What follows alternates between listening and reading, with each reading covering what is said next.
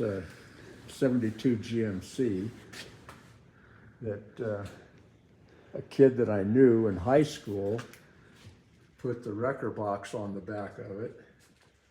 And he actually made a living with the wrecker, towing stuff home and reselling them and also so forth. Well, he passed away and his son said, "You want the truck?" I said, "Sure." So I took it and I took the original 396 out of it and put in this 454. It's got a solid roller cam, yeah, Lunati solid roller lifters, board and stroke to 489, and it's got a 4L80E for transmission. Nice. So the turbo 400 didn't hold it. Couldn't hold it. That's I wouldn't say a rare thing, but wow, look at that.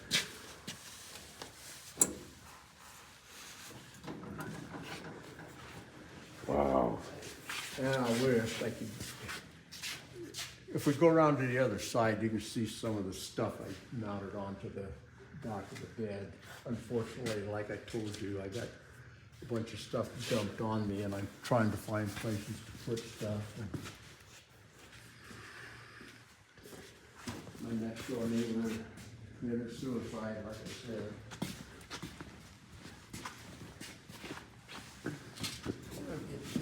Look at the Pontiac Am.